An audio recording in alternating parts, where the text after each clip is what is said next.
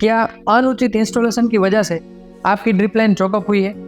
क्या आप इस समस्या का समाधान चाहते हैं? तो मैं हूं निकुंज बक्सैया, भूमि ज्ञान में आप सभी का स्वागत करता हूं।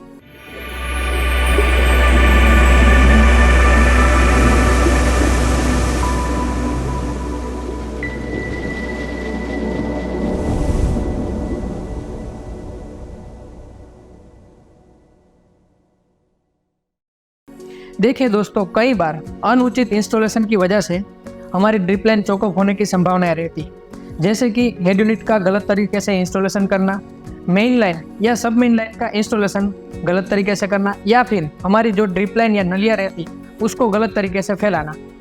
तो इस समस्या के समाधान के लिए आप अंत तक हमारे साथ जुड़े रहिए। जब हम हेड यूनिट का इंस्टॉलेशन करते हैं उसी समय हमें एक चीज़ खास ध्यान में रखनी चाहिए। हमारे सेकेंडरी फिल्टर यानी कि डिश फिल्टर या स्क्रीन फिल्टर, उसमें दिए हुए एरो की साइन के हिसाब से ही इंस्टॉल करना चाहिए। हमारे डिश फिल्टर में इनलेट का एरो यानी कि हमारे कुएं या तालाब में से पानी आता है उसी तरह रखना चाहिए, और आउटलेट वाला एरो मतलब कि हमारे खेत तरफ जाने वाले पानी की तरफ रखना चाहिए।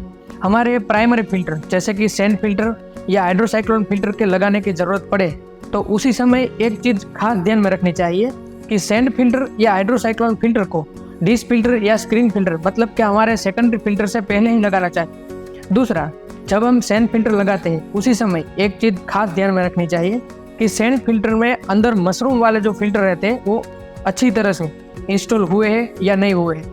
यदि मशरूम फिल्टर अच्छी तरह से इंस्टॉल नहीं हुए तो उसमें से रेत जाने के कारण हमारे डिश फिल्टर या फिर हमारे नलिया चौकअप होने की संभावनाएं रहती है। दोस्तों, हमें मेन लाइन और सब मेन लाइन के इंस्टॉलेशन के दौरान एक चीज़ खास ध्यान में रखनी चाहिए कि जब भी हमारा मेन लाइन या फिर सब मेन लाइन का इंस्टॉलेशन है उसी समय उसके अंदर मिट्टी अंदर ना जा पाए। दूसरा, जब भी हम सब मेन लाइन का इंस्टॉलेशन करते हैं उसी समय हम जब उसमें ड्रिलिंग करते हैं तो ड्रिलिंग किया हुआ पार्ट सब मेन के अंदर ना रह पाए और उसमें जो होल किए वो होल में से मिट्टी अंदर ना जाए। दोस्तों, हमें एक चीज़ खास ध्यान में रखनी चाहिए कि जब भी हमारा इंस्टॉलेशन पूर्ण होता है तो ड्रिप लाइन फैलाने से पहले यानी कि नलिया फैलाने से पहले एक चीज़ खास ध्यान में रखनी चाहिए कि हमें पूरा सिस्टम को एक बार फ्लश वाल्व से फ्लशिंग करना चाहिए। दोस्तों, इसी ही तरह सही तरह से इंस्टॉलेशन होने की वजह से हम ड्रिप लाइन को चौकअप होने से बचा सकते हैं। तो दोस्तों, ऐसे ही जानकारी के लिए आप हमारा संपर्क कर सकते हैं और जुड़े रहिए भूमि ज्ञान के साथ। जय जवान जय किसान।